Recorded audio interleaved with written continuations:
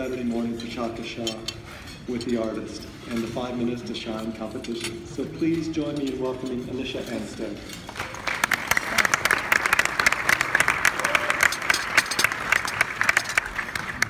Thank you, Mario, and hello, everyone.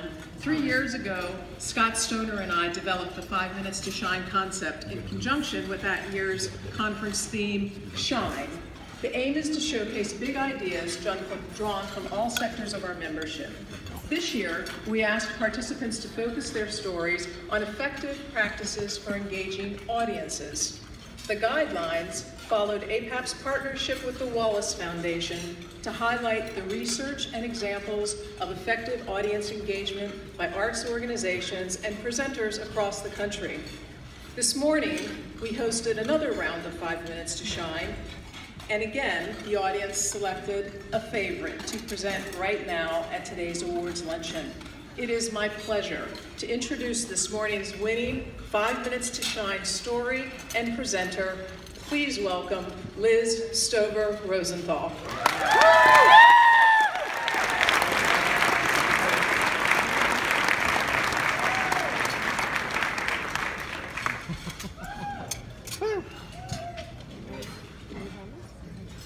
Thank you, everyone. It's a real honor to be here in front of you all this afternoon. Let's go. So as a performing arts presenter on a major university campus, football can often feel like a dirty word. We envy the millions of dollars our athletic departments rake in from donations annually, when to us arts presenters, a single $1 million gift could be transformative.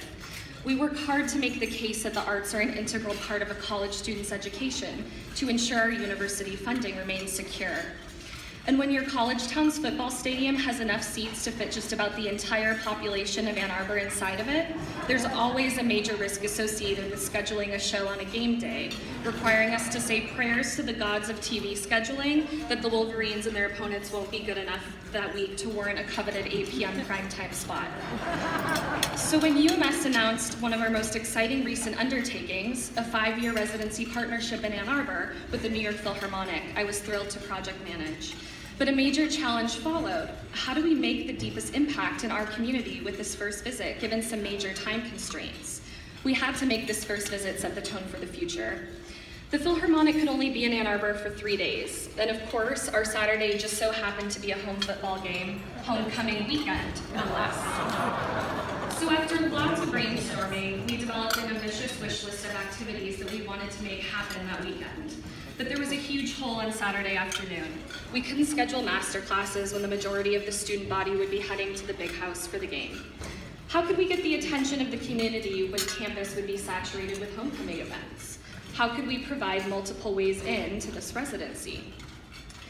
So as one idea, I called the director of the Michigan Marching Band to gauge his feelings and ideas on a possible collaboration with UMS for the homecoming halftime show.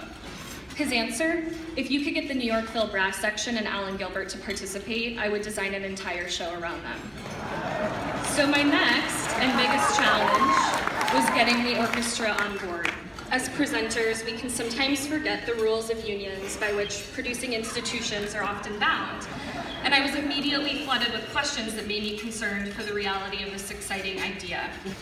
But in what felt like a win as great as any Michigan football victory, we eventually got permission to move ahead. 16 New York Phil Brass players would appear alongside the Michigan Marching Band, Alumni Band, all student brass, the UMS Choral Union, all to be conducted by music director Alan Gilbert.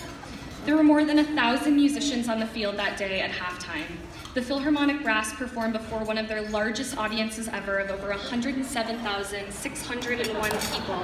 And the first time a professional orchestra had ever taken part in a college football game day. And the impact was deep. Expressions of gratitude and pride came rolling in from people on campus and alumni from around the world.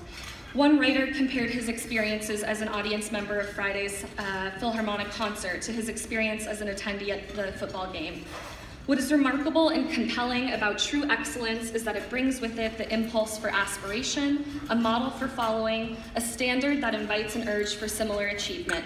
We were finally on the same level as athletics. So, lest you believe that we devoted all of our attention to sports that day, across campus that same afternoon, we arranged for volunteers from the Philharmonic to do bedside performance visits to patients at the University Hospital. Together, they visited 16 patients for private visits in the cancer, cardio, and physical rehab centers. We knew we had done our jobs well when we received a message from a patient the following week. Thank you so much for the wonderful man who came to play at the hospital today before his concert. I'm in the hospital because I have a rare type of cervical cancer, so I encouraged my family to go to the concert, but they were all feeling bad because I couldn't go. Now they don't need to feel so bad. I got a personal serenade. Please pass on my sincere thanks. It was a very special moment at a very difficult time. In planning this residency, it would have been so easy to accept the logistical challenges of a football Saturday in Ann Arbor and give ourselves the majority of a day off. But the question of multiple ways in, one of the Wallace Foundation's strategies for building arts audiences, how can we bring an experience to people who otherwise might not have found us? That inspired a weekend of excellence. True impact can be made with any number of participants. From 16 hospital patients to 107,601 football fans, we were proud to be makers of joy in Ann Arbor.